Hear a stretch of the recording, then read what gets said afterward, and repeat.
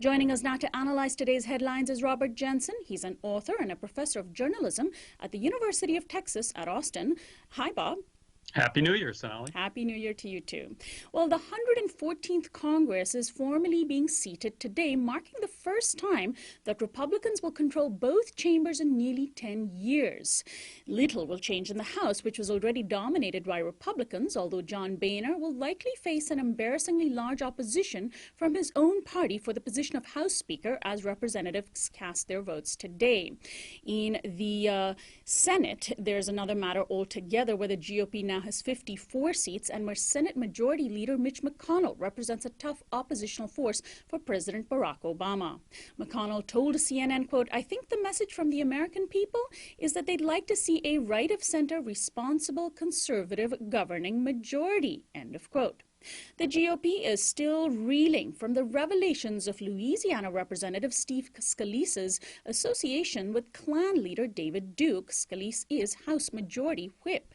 Incidentally, the 114th Congress is also the most diverse ever in terms of female and minority representation. Well, Bob, is McConnell right? Do Americans want right-wing representation in government? Well, in some way, I think that's exactly what we have with the Obama administration, responsible right-wing government, trying to be sensible about policies, but certainly not challenging from the liberal, let alone the left side. I think it depends on what we mean by what people want. People generally want sensible policies, and if you poll on those specific policies, the public tends to lean left of center.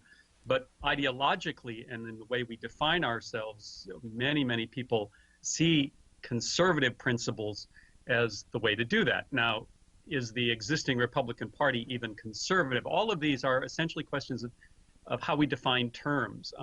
And I think the right wing of the Republican Party is way out of the mainstream in that sense. And then as tensions between people and police remain high, particularly in New York, 2 police officers were shot in the Bronx yesterday in a grocery store. The officers were in plain clothes and were investigating a robbery.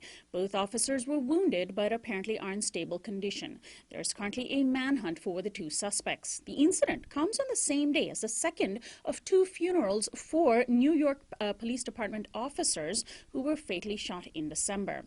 Meanwhile, in San Francisco, California, late Sunday, officers shot and killed a man in the parking lot of a police station.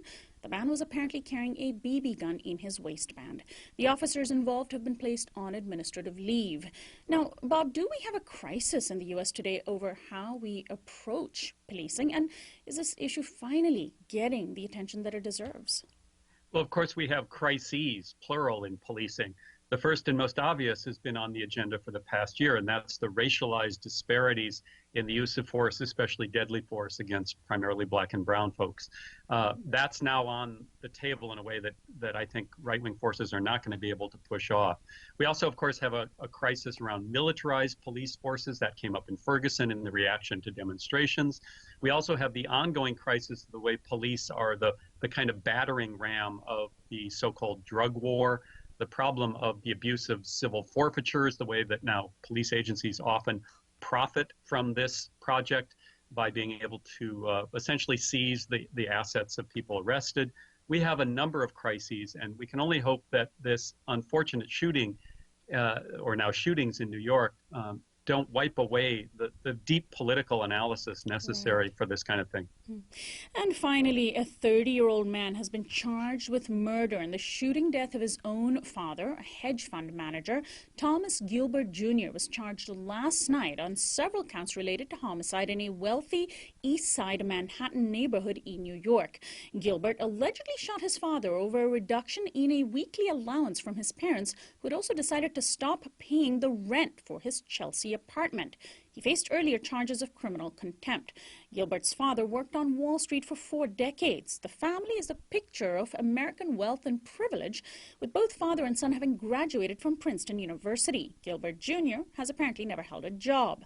The story gained traction on social media, where people have watched with fascination to see whether rich white people get the same treatment from the criminal justice system as do the rest of us. Well, Bob, do you think Mr. Gilbert will receive justice?